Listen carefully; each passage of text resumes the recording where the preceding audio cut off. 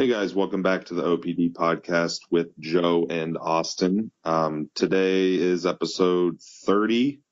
We're going to do we're going to kind of extend our previous segment into my post-show experience plus my show wrap-up. Last week we went through the peak week and everything leading up to that point. We actually had a guest on for today, and there was a little bit of lapse in communication, so hopefully we can get them on next week. But yeah, what's going on your end? Nothing much, man. Just firstly, a little public congratulations on the win. Well, thank you. Appreciate it.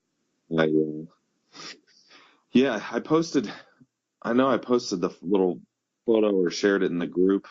I assume most of the people probably saw it. I think, hopefully. But man, tell you what, I'm fucking dead to the world.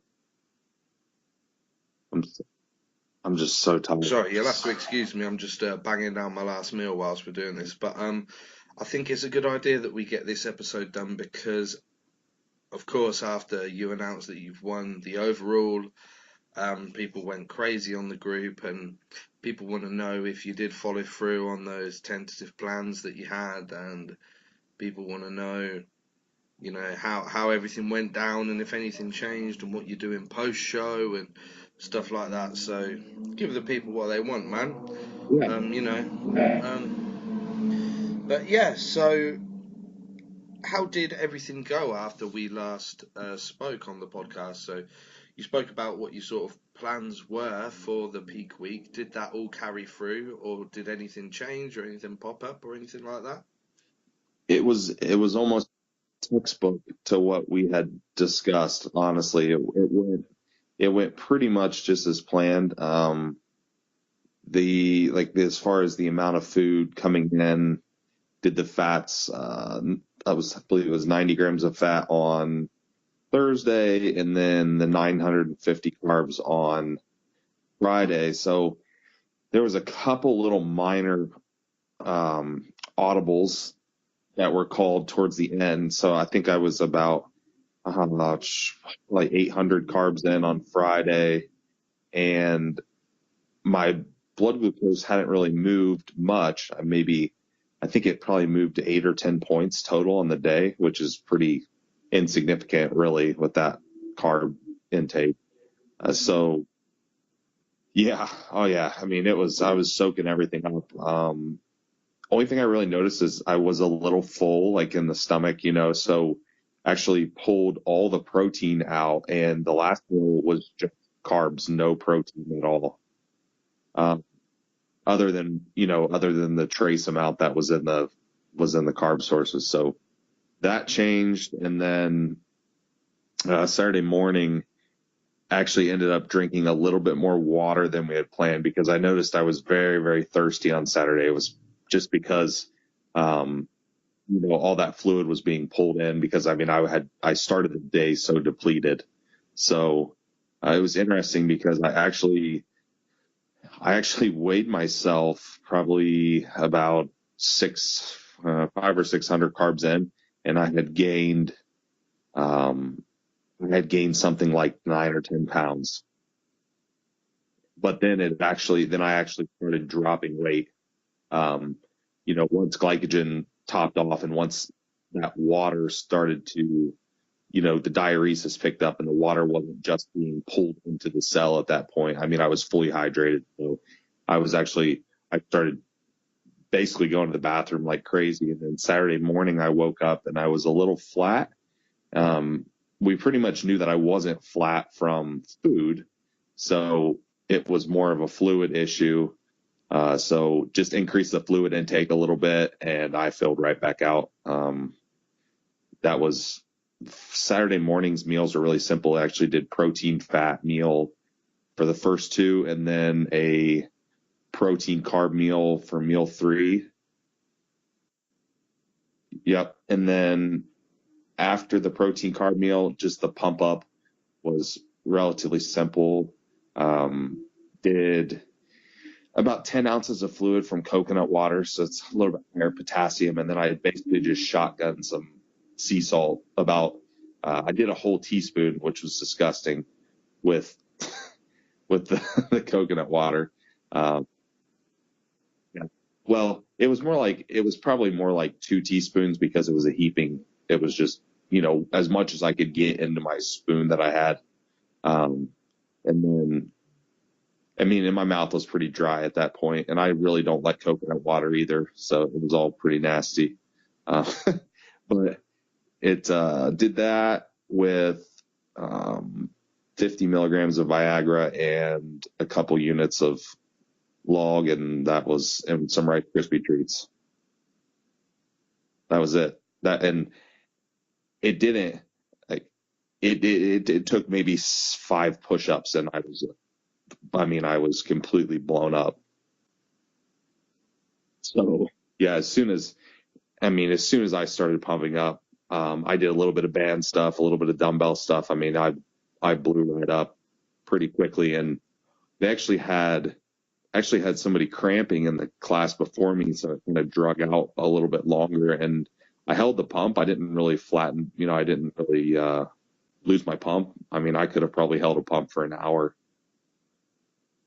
So that was good. Yeah, I mean, it was about as dire as it could be. It was probably 80% full, pretty darn dry with prejudging, and then at night, afterwards, hunger was high again, and so had a steak and potato meal with about 12 to 16 ounces of fluid just to rehydrate, and then meals after that were just as needed. Basically just went off of hunger and ate protein. There was 2 more protein fat meals before the night show, and then I repeated the pump protocol.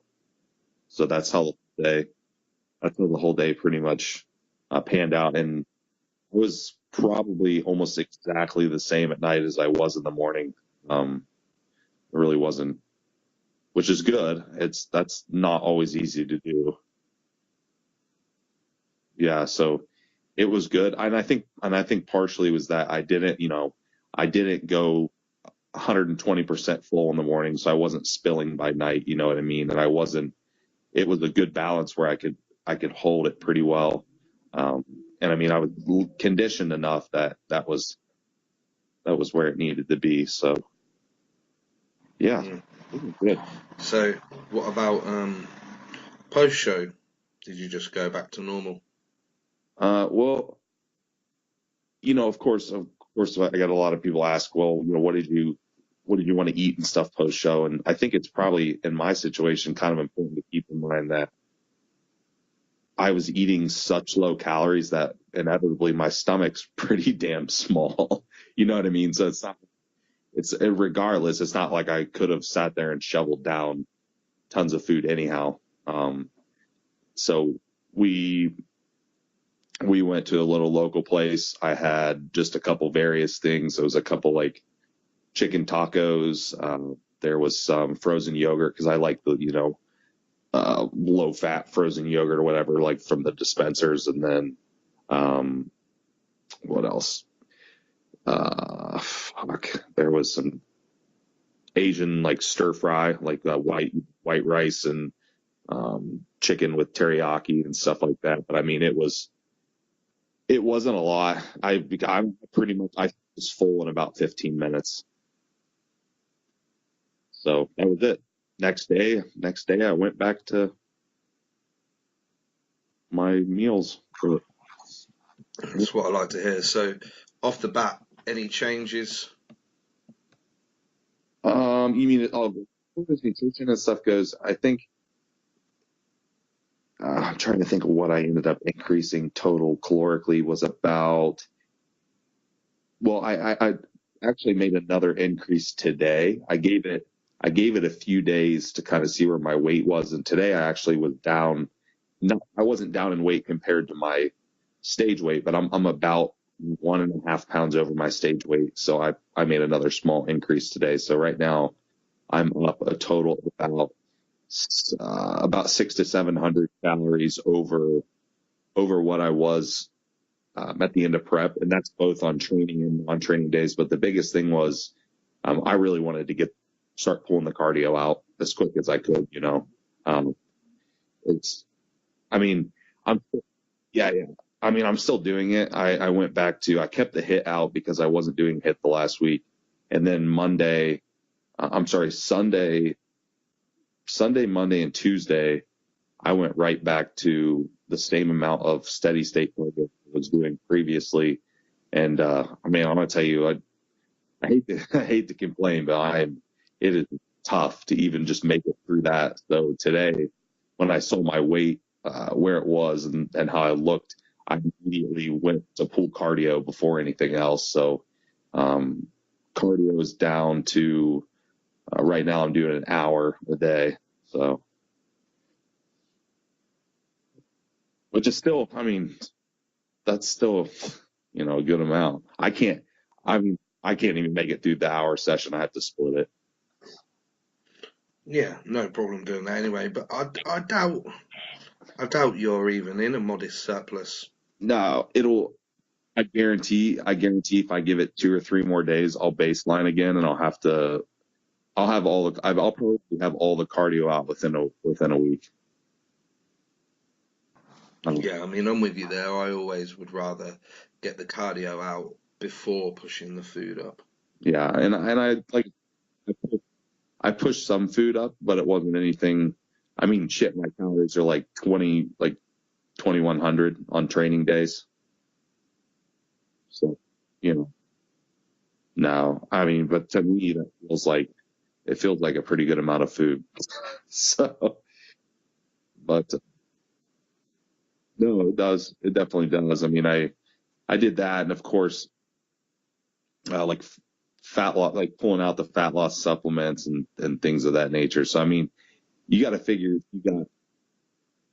there's a lot of little things that are decreasing caloric expenditure. So, it's always hard to gauge. It's so hard to gauge when you have someone that's so downregulated like that. It's not like it's never cut and dry, because if you have three, 4, 5 things, fat loss wise, in terms of the supplementation, then you have a really downregulated metabolism, and then you have all this cardio, and then you have, all these little components. Like it's nearly impossible to gauge how quick someone's going to readapt. You just have to, use your best judgment and see what happens. So, talking of supplementation and systemic stress and things like that, have you pulled out your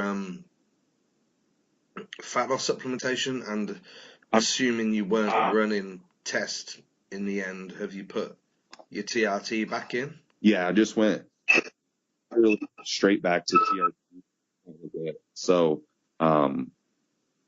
no AI, no fat loss supplements, just straight back to my normal TRT dose. I mean, obviously I'll have a little bit of lingering from some, compounds and stuff, but I mean, the fat loss subs are going to clear out quick, so that's not, all that stuff's going to be gone. I'll probably be pretty much baseline hormones by the end of the week, just so with what once my test levels kind of stabilize. But yeah, I went straight back to it. It's like I can tell that my body is really, really thrashed right now. I mean, I would say I feel, in comparison to what I felt like when my adrenals were completely smoked. Yeah, I feel really, really okay. I was surprised, part of that too, is that you get that adrenaline and all that cortisol dump and everything from being excited from winning, right? Of course. So, by Monday, you just get completely dumped on your ass. Do you think that maybe you do have some like adrenal Oh yeah, 100%. insufficiency going on that will be sort of cured just by bringing calories back up? And I guess you pulled back training volume, maybe things like that. Yeah, no, it's 100%. It'll just be because anything I had adrenal related, just like in the past, it would be considered secondary adrenal insufficiency. It's not related to necessarily like a autoimmune disease or pituitary disorder. It's just related to overtraining. It's just like hypogonadism. My hypogonadism was secondary. It was self-induced. And the adrenals really are different. So and it's totally by feel at this point. I'll just have to gauge my training. I went back to 4 days a week. I was doing 5 to 6. So I'll go 4 days a week. Everything's submaximal. I kind of lean towards keeping my volume close to where it was, but bringing my intensity down, just because I don't like to totally, take my caloric expenditure down to nothing. So I'll keep my volume relatively close. My training session, I trained twice this week. I trained on Monday. Yesterday was off, and today I trained. Sessions took about an hour, 10 minutes maybe. And so, I mean, they're pretty moderate in terms of volume, and I'll probably keep everything the same. I don't know that calories will help a ton in terms of adrenals, but I'm sure putting on a little bit of body fat will make me feel better. But yeah, so we'll see. I'm not too worried about it. It's just one of those things that's you gotta take it with the bad with the good. When you kind of put yourself through that, you got to expect it. So now the long-term goal is to push up a weight class. Yeah, I'm not sure. Well, Jason and I talked a little bit too, and I just kind of bounced some ideas around of what I wanted to do. So that's definitely the ultimate goal. We'll see what my body does, but I may try to sneak into a junior national show next year. We'll see what happens. They weigh in a day and a half early, which I would easily make weight a day and a half early, because I mean, I depleted 7 pounds underweight. So that would give me 7 pounds of tissue, room to put on 7 pounds of tissue, which is a lot. And that, yes, 7 pounds. When 7 pounds actually on a physique is huge as well. Yeah, I mean, the thing is, if I were to do that and I had to requalify for redo my national qualification, I would probably have to requalify as a heavyweight. Just because the regional shows, all of them weigh in like the night before, in which case I wouldn't make weight.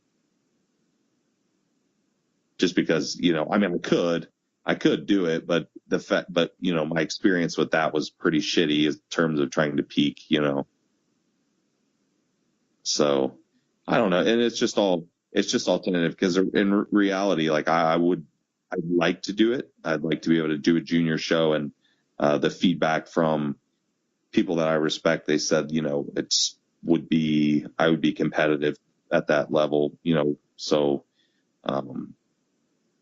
yeah, I mean, you got to think once I'm out of light heavy and I'm heavy, that's it forever. So am I going to regret not getting to do a junior national level show as a light heavy? You know what I mean? It's like, you only really get to do this once. So if I can sneak in there and do it once, and, with another 5 to 7 pounds of tissue on me, then, I don't see why not. I know because people always look for the perfect scenario to compete. They're like, well, I don't want to compete till I'm a super heavyweight. I'm like, well, that's cool, but then you're only going to get to compete for 5 years of your life. So it's like, well, then all that time is gone. Next thing you know, you're 50 years old, a master competitor, and you're not making any more progress. So we'll see. I really don't. I'm really not even thinking about competing at this point. This morning, I could hardly get to the damn bathroom. I was like, I'm so tired. I know a lot of people, they like to throw all over their social media. I'm so excited for my next show, or I'm so excited to to grow and then blah blah blah and all that motivational bullshit. Did you see my post about my motivational quote?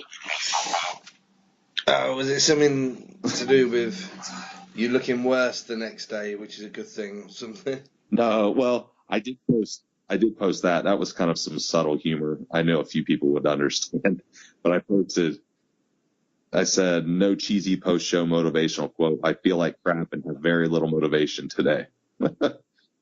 Yeah. I mean, that's honest. Like that's the honest truth, because I mean, everyone's always so pumped up after the show and stuff. I'm like, no, I mean, I didn't even want to fucking train this week, but I know I need to do something. I kind of feel you, man. I feel a bit like that at the minute. You know, it happens. Sometimes you just got to do what you know is right in terms of your physique recovery and things. And I know mentally I need to train. If that means I'm training like, 60, 70% of in terms of RPE, that's fine. But mentally I would feel better that I'm doing something, And I mean, like external motivation's bullshit anyway, especially the people that have to speak about it or post about it. The reason why you won is because you just did what you needed to do every day, even when you weren't motivated. Right.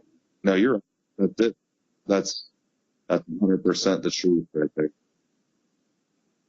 Yeah, and I think that's what results in success. Just doing the things you have to do over and over again, even when you don't want to do it.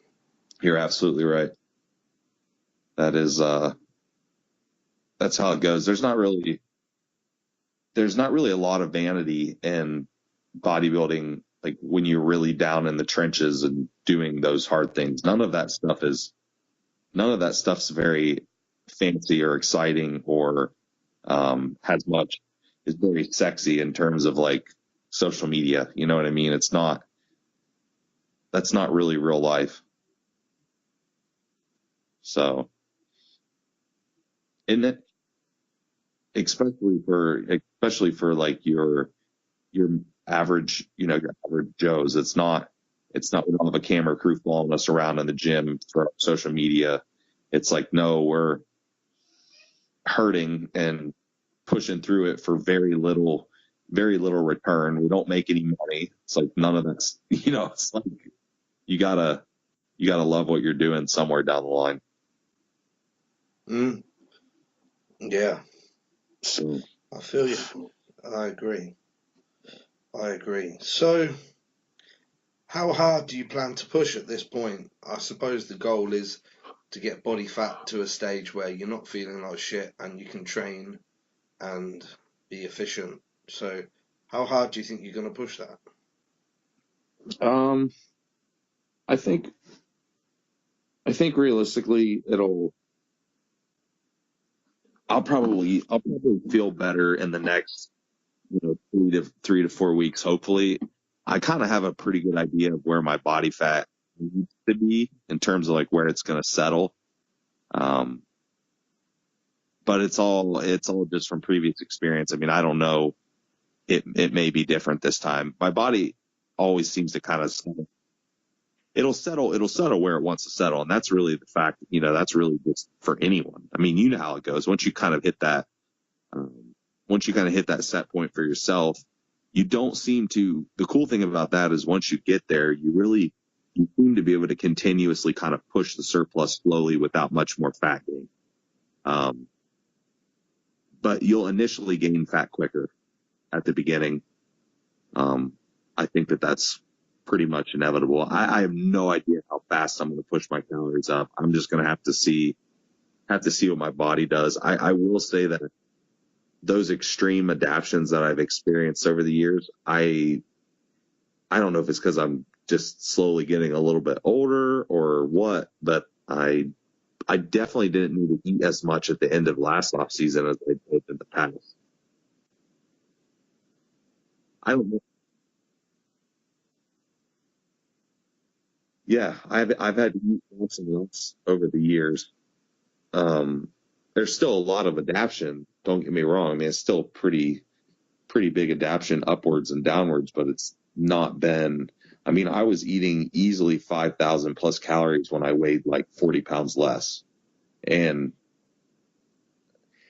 yeah, I don't know. I think part of it's used we talked about some of that hypothyroid, um, whether that's just a byproduct of genetics or byproduct of abusing myself for so long. I'm not sure.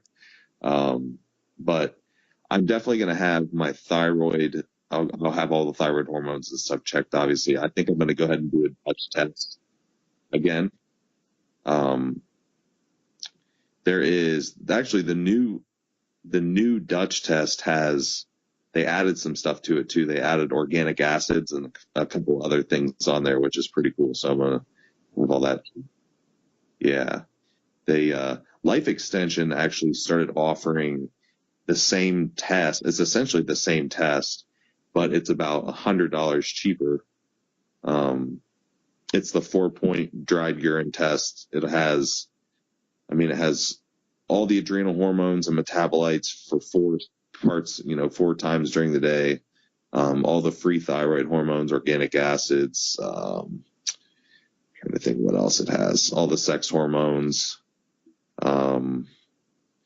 It's extremely comprehensive. I think it said it had like something like 48 hormones on there. So pretty cool.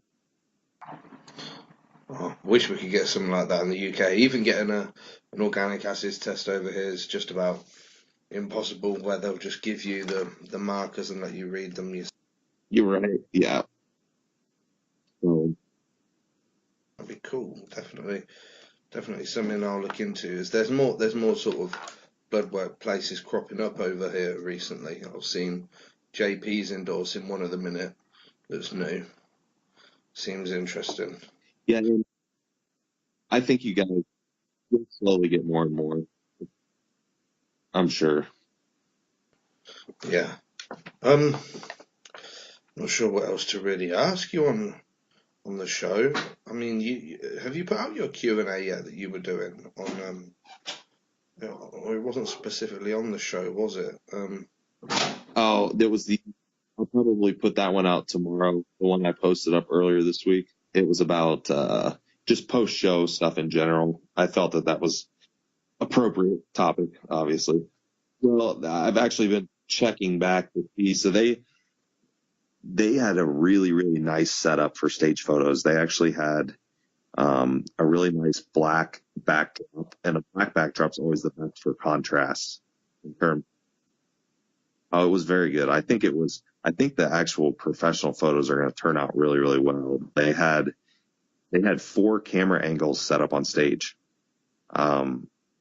So I think it's going to turn out really nice. They had some really nice packages for purchase. Then there's a video. I actually bought the video too, so I'll get to see my posing routine and comparisons and all that stuff in video as well. So I'm excited to see him, hopefully. The guy that came in second looked pretty good, but his posing was quite strange. Yeah, it was. He doing some kind of wide leg spread. Yeah, it was not flattering. I pretty much knew too that if I beat him, I would probably be. I didn't really think anyone was going to be able to beat me in the overall. So that was good. But funny enough, there was a gentleman that was a middleweight in the overall, and he hadn't competed for 10 years. He was kind of talking to me about his backstory. And he I think he weighed in, and granted, he probably had 12 pounds left to be like really, really peeled. And he only weighed in at 170, and he was probably double my size. It was ask the people that were there. It was like he was blown up with air. And I talked to him. Just his proportions. Well, no, I mean, just muscle bellies were like otherworldly, man. I talked to him backstage too and asked him, he said he used to compete nationally, and he was pretty close to, you know, getting his pro card a couple times. And I'm like, man, you got to keep going. I mean, he could legitimately be a lightweight and, you know, fully peeled down. And I'm like, I was blown away. Like, I could not believe. And I mean, and I've seen a lot of those caliper guys, you know, I've worked with some of those caliper guys for nationals and been to the nationals and those shows. The guys are always like, they look 1 to 2 weight classes bigger, but this guy was just like, what in the fuck? I could not believe what he weighed. Like, I was shocked. I was blown away. And You've been on that Nolotil. No, that Mediphorm. Dude, well, yeah. No shit. Been using the new RL. It looked like somebody literally just put a hose in his arms and blew him up with air. Who is it that famously apparently had a team of people backstage filling them with Nolotil? Was it Milos or something like that? Oh, I know that. I know Lerone was really big on Nolotil and Flex, both of them. It's hard to get now, isn't it? It is still used. You don't hear about it in the US. I don't know anyone that uses it. No, I don't. I'll try it though, for sure. Yeah, I mean, I wonder if it's really painful. Yeah, it's meant to be excruciating, isn't it? Yeah. But no, I mean, I actually spoke to the guy backstage too and exchanged some contact information and stuff and maybe work with him. Did you ask him what's he been filling up with? No, I didn't. I told him it was because he was black, and he just kind of laughed and agreed with me. Yeah, well, that probably was a big part of it. The muscle bellies. Yeah, it was. He had some pretty incredible muscle bellies, and I was impressed. But and I told him, actually, what I told him was, I'm glad you weren't fully conditioned because I would have lost. So, as expected, nobody came in as peeled as you then. Probably not.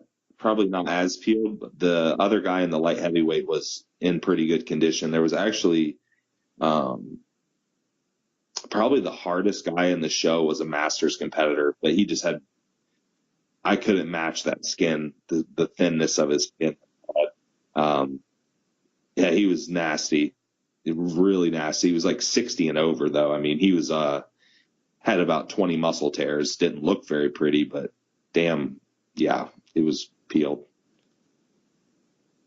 But, yeah, there was, and then there was like a few oddly conditioned people sprinkled in there. There was like a girl in bikini that had visibly striated glutes. She got last, of course. Well, I'm not sure why she thought that she needed to be in that condition, but she did not place well. Suffered for no reason. Yeah, right. She did not. Definitely didn't do well. But yeah, I mean, there's some solid people. Actually, I'll tell you what, the men's physique was stacked, ridiculous. Yeah. What were they like? What was the look like on the day? I would say that it's size, they were all, Yeah. and I mean, obviously I couldn't see their legs, but upper body wise, they were all at least light heavyweight bodybuilders. It's a shame. Yeah, I mean, they were impressive. We took Jerica's brother, so my brother-in-law, he went with us, and he's a men's physique. He's a pro in one of the drug tested federations here, and he's he's a solid guy. I mean, you've probably seen his photos and stuff before. And he was just like, holy shit, these guys are enormous. I'm like, yep. all the NPC men's physique guys are huge. Mm-hmm. Yeah. Which is a shame, really.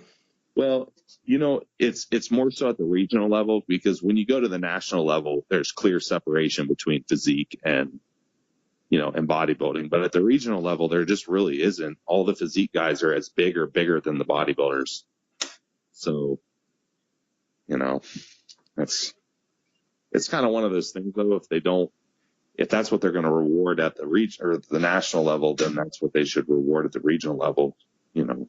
So, I mean, yeah, but you don't always see that though. I mean, I've seen it in bikini and figure where the girls are too hard and they get marked down at the regional shows, but then at the nationals they win. So it's odd. The judging is not always even across the board.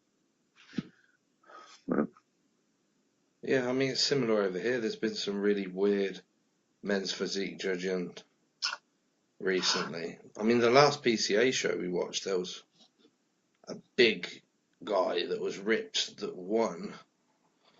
But the guy that came in second was a lot smaller and the kind of guy that I'd say would be more suited to physique. And then the guy that got fifth was probably the second biggest, but most conditioned. It was. I don't know how they were marking it. It's almost like no one knows what the category's meant to be at this point. That's what, if they're going to reward size or they're going to reward condition, then at least it could be consistent within the class. So, like I just had a girl do, what show was it?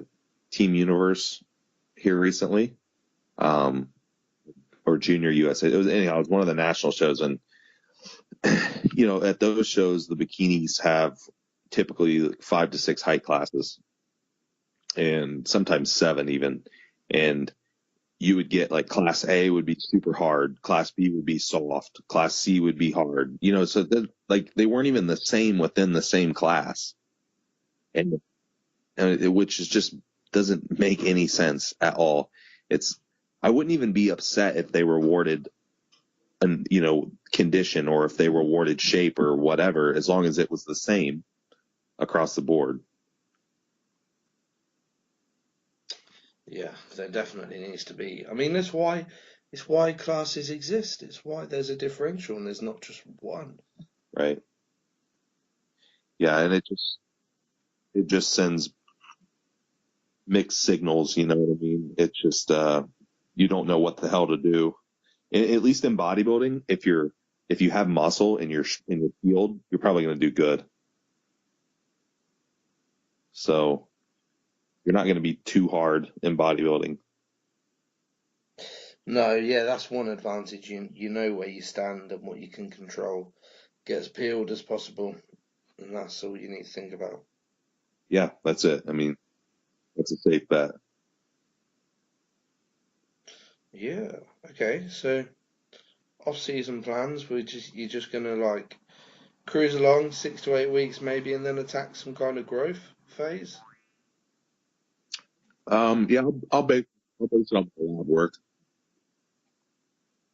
Are you working with Jason into the off-season or? No, yeah, just be doing my own thing. I know what I need to do. Yeah, so I would say I'll probably have lab work done around 4 weeks, and just like see where I'm at, because I mean it's pointless for me to do it right now because it's just going to be fucked up. Yeah, it would just be a waste of money. Yeah, I feel you, man. I mean, you know what to do. Push your food when you need to. Yeah, yeah, Pull stuff when you need to. Excuse me. And yeah, it's not such a complicated. I mean, I think the huge benefit of having a coach in those latter stages of prep is your mind is so bent. You're gonna do something stupid. oh yeah, just that, and stress relief even. Yeah, so you don't have to think about it. I mean, that's why I have a coach. Did you see that silly discussion in the group the other day? Did someone say you didn't need a coach or what? Yeah, you shouldn't have a coach because you're a coach yourself. What Ridiculous. does that say about your coaching if you can't even coach yourself? Blah, blah, blah, blah, blah. But the reason why coaches have coaches, I mean, when I think about it, I can't think of many coaches that don't use other coaches because they tend to be the type A obsessive individuals.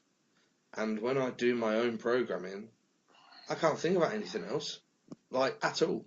24 hours a day, I'll be obsessing over what that 0.1% of something could do to my program. Having a coach lets me take my mind off that. Yeah. No, I think that's the benefit. I don't have to think. Otherwise, I'm always changing something. well, and I think that's one of the things, one of the themes that we noticed and that we talked about was just because there is always like, well, what if I do this instead, or what if I do this instead? We kind of established that we have to at least establish some patterns and figure things out before jumping around.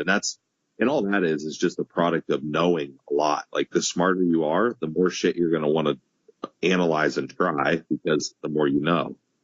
I mean, it's like, if you don't, right. If you don't know, and I mean, I would say, as a whole, some of the clients that I've done that have done really well, that have at least mediocre to okay genetics, they don't know shit about bodybuilding. They just do exactly what I tell them to do. They literally know very little, like, in terms of, and on the science side of things. Yeah, no, completely agree. I've said it before.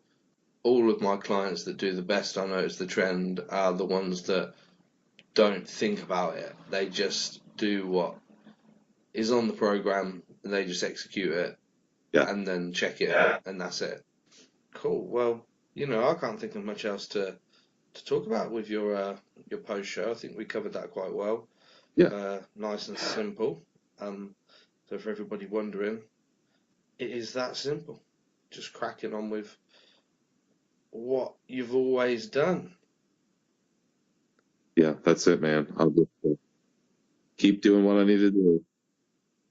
How did it feel though to hear your name called out on the overall? It was good. I got a little emotional for about 5 seconds. It might seem silly on the surface, but I mean, I've been doing this for a while now, and I put everything into it. Like, that is my life.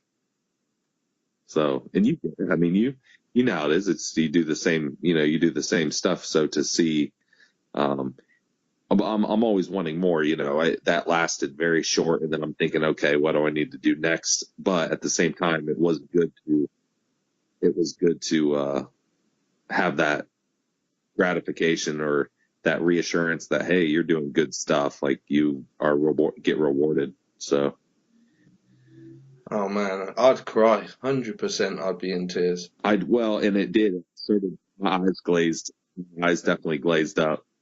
So, and it was the same. I mean, you got to figure too, trying to think, 2011, I won an overall, and I had some good showings and stuff in between. And I also had a lot of bad life events and injuries and all kinds of stuff in between. This particular one meant a lot just because of the adversity and stuff. Yeah, definitely was pretty significant. It's funny because I mean, we've met in real life, and you're probably the driest person. Can't imagine. I can't imagine anything else apart from your name being called and you just being like, yeah, all right, and then just getting on with it and going and doing some cardio or something.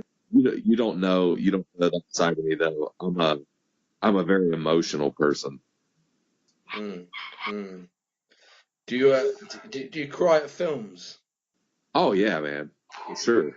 See, this is interesting. Me and Jazz were talking about this the other day because I mean, you know me as well. I'm very similar. I'm not externally emotional or anything like that. But films and animals and stuff like in the privacy of my own home, I'm extremely emotional over a lot of things. Yeah, and people don't see that on the surface, because all they do is see it's on social media and coaching and all that, so they don't know. Yeah, yeah. But with all that said, man, congratulations. We're all really proud of you, and everyone knew that you'd do it, and you did do it, which is, thank you for the motivation and the inspiration from me and everyone in the group to do the same, get the hard stuff done, and most importantly, not moan about it at any point. Yeah. It was hard, I mean, I don't want people to think that shit's easy, like it's just something that I do. I mean, it's fucking hard, but if you're gonna do it right. Don't be a bitch about it and just get it done, So it's definitely not easy though, no doubt. I wouldn't tell anyone to put themselves through that if they didn't really want to, because it's not really worth it at the end of the day. So that's it, man. I don't have much more. Yeah, no, me neither, man. So yeah, another short one this week, but something that everybody wanted. Sorry for the lack of guest, guys, but I'm sure I'll get them on for next week. I'm not really sure what happened, to be honest. Just kind of lost contact and I couldn't get hold of them. But we'll see what happens by next week. Alrighty. Yeah, so should we sign off with our sponsors? So we've got a new sponsor for you guys this week, something that me and Austin have been very excited about, and we've now linked up and sorted everything out. I'm just being very professional and trying to remember their website. Right, I know what it is. I can get it. So You have it? yeah, I got it here. So guys, we've got a CBD oil sponsor. I mean, we spoke about this in the group a ton, spoke about it on Q&As. So I went looking for a sponsor, and you guys know that I'm sort of stiffler. I'm very anal about quality and testing, HPLC testing, batch testing, whatnot. So I found a company that produced batch tests for all of their products, but bearing in mind that they were markedly more expensive than all of the others that I saw. So I got myself some and had a look at the test myself, got in touch with the company and see if they would do discount, and we managed to get a 10% discount for you guys, which is OP10, as in Optimal Physique 10, and the website is www.uk-cbdoils.com. They're full spectrum oils, so that's what you need, and it goes all the way up to 15%. So a full spectrum 15% oil is what you need. They also sell raw paste. They sell e-liquid for vape pens. They sell CBD cream, which has 100 milligrams of CBD in, and they also sell hemp tea. I personally just use the oil drops at 15%, 6 drops on the tongue, under the tongue, sorry, AM and PM. I do have some raw paste that I'm going to have a go with, but me and my dad has severe nerve injury, have tried the oil drops. That's who I wanted to really test it before I put it out to you guys to test the efficacy, as he was using some that he'd got from elsewhere and he said the difference was huge, so I decided to go to that company. So that's www.uk-cbdoils.com. Discount code is OP10. If you guys want to get some, I recommend the 15%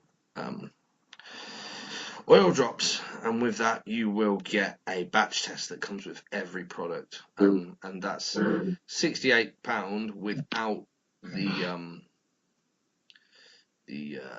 discount, so it's pretty well priced anyway. But yeah, and you get 200 drops, so it lasts a while, and with that discount it puts you about on the cheaper end, but with an absolutely top quality product. There's actually not to, but there's if you jump on their Instagram, they have a couple screenshots of product testing on there, so you guys can look at that. Yeah, I did post one on the group that I got as well, a Okay. batch test for the 15% CBD oil that I was using. Our other sponsors as well, as always, Mediphorm, www.mediphorm.com, hyaluronic acid site enhancement product, water-based site enhancement product. Big fan of that. I haven't used it for 2 weeks. I really need to. And also KOMPAK, KOMPAK.store, for all of your show day needs, so you don't have to shop around everywhere and buy all your rice cakes and plastic cups and bikini and shoes and everything all over the place. You can just get them from one place, nice and easy. So, yep, all good. There's the sponsors. Head on over there, mention OPD, and get yourself a tasty discount. But yeah, very proud to announce UK CBD oils as one of our new sponsors. So have you hooked up with those guys yet, Austin? Got yourself? Hey, yeah, I talked to him yesterday. Once we get off here, I'm gonna talk to you about it. Sweet. Okay, well, we'll close it there. Thanks for listening, guys. Keep your questions and all of that stuff coming in. Keep your requests for the OPD group coming in. We'll have our guest, who I'll give you guys a clue, is a newly Mediphorm sponsored athlete and also an IFBB pro. I bet you can guess who that is. He's coming on next week. And yeah, catch you guys next week. Thanks for listening.